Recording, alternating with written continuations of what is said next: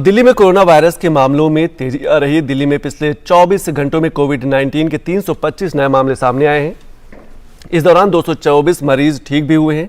अच्छी बात है कि मौत किसी की नहीं हुई। दिल्ली में कोविड के सक्रिय मामले 915 हैं। दिल्ली में कोविड-19 संक्रमण दर एक सप्ताह में 0.5% से बढ़कर 2.70% हो गई है। कोविड-19 के मामलों में तेजी को देखते हुए दिल्ली आपदा प्रबंधन प्राधिकरण कोरोना वायरस के प्रसार को रोकने के उपायों पर विचार करने के लिए 20 अप्रैल को एक बैठक करेगा। कोरोना संक्रमण के मामले बढ़ने पर दिल्ली सरकार स्कूलों के लिए कोविड दिशा निर्देश भी जारी करेगी।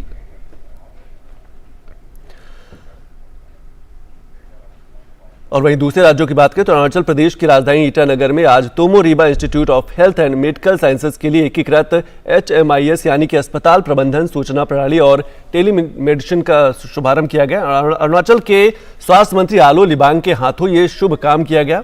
एकीकृत HMIS की शुरुआत करते हुए स्वास्थ्य मंत्री ने कहा कि इस सुविधा का उद्देश्य सभी मेडिकल रिपोर्ट्स को इलेक्ट्रॉनिक तौर पर सहेजना और पूरे राज्य में टेलीमेडिसिन नेटवर्क स्थापित करना है। उन्होंने कहा कि केंद्र सरकार ने HMIS को पूरे देश में लागू करने के लिए नवंबर 2022 की समय सीमा तय की गई है। दरअसल ये अस्पताल ईटानगर में नाहरलागुन में है और राज्य का सबसे बड़ा मेडिकल कॉलेज और अस्पताल है।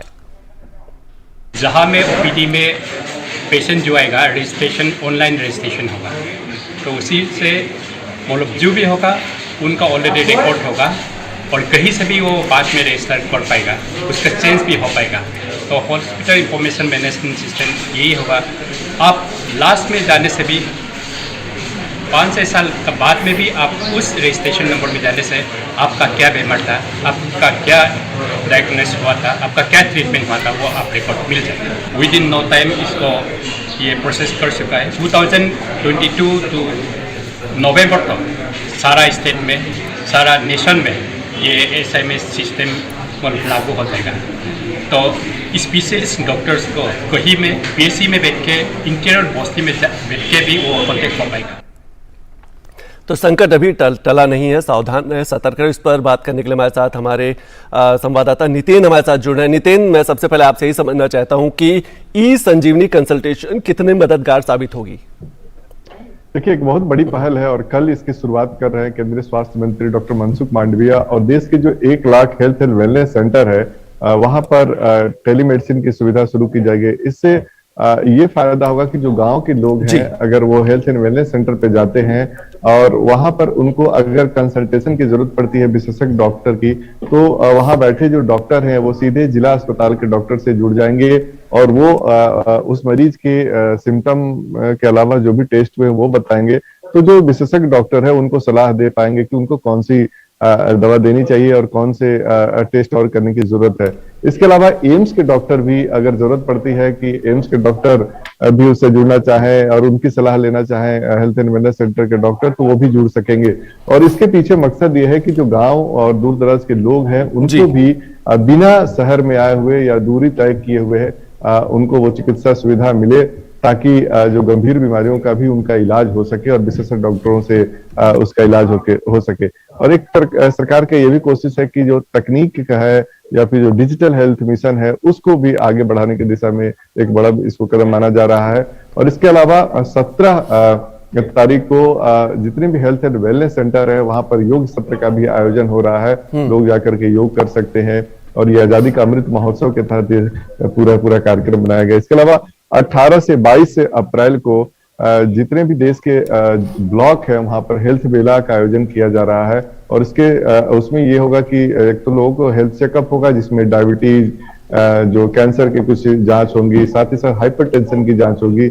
और इसके अलावा जो प्रधानमंत्री जन आरोग्य योजना के तहत जो लोग अभी कार्ड नहीं बनवा पाए हैं वो भी उस हेल्थ मेला में कार्ड बनवा सकते हैं। तो एक बड़ा कार्यक्रम रखा गया है और कल का दिन बहुत इंपॉर्टेंट है हेल्थ सेक्टर के लिए। नितिन, जिस तरीके से मामले एक बार फिर बढ़ रहे हैं, अगर हम दिल्ली की बात करें तो दिल्ली में मामले बढ़ रहे हैं, क्या आपको लगता है कि अभी भी सावधान रहना जरूरी है, सतर्क रहना जरूरी है, क्योंकि लोग लापरवाह हो चुके हैं? जी बिल्कुल। अभी देखिए दिल्ली NCR में केस बढ़ रहा है और सबको अभी सतर्क रहने की जरूरत है, क्योंकि सब कुछ खुल चुका है, स्कूल भी खुल गए हैं। तो निश्चित तौर पे कहीं न कहीं कई लोग ऐसे हैं जो एक्सपोजर के दायरे में आ रहे हैं और वो संक्रमित हो रहे हैं।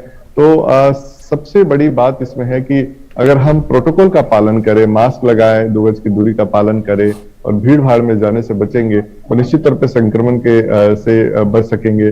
और इसलिए जरूरी है कि अभी भी हमें अपना जो सुरक्षा गार्ड है मास्क का, उसको उतारने की जरूरत नहीं है। एक चीज और मैं आपसे समझना चाहूँ, क्या वैक्सीनेशन एक जो बूस्टर डोज की जो बात की जा रही है ये कितना प्रभावी है? क्या इसको लेकर भी अभी लोगों के मन में कई तरीके के सवाल हैं, इनको भी दूर करने की जरूरत है?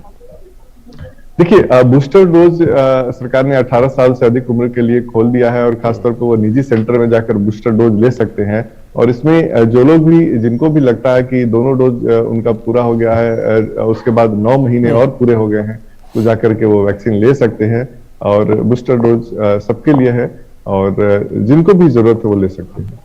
बहुत बहुत शुक्रिया नितिन इस सभी जानकारी के लिए। तो अभी संकट टला नहीं है और आप सावधान रहें, सतर्क रहें। जब भी बाहर निकलें तो ये जरूर कोशिश करें कि मास्क जरूर लगाएं और सामाजिक दूरी का पालन जरूर करें, क्योंकि संकट अभी भी बरकरार है।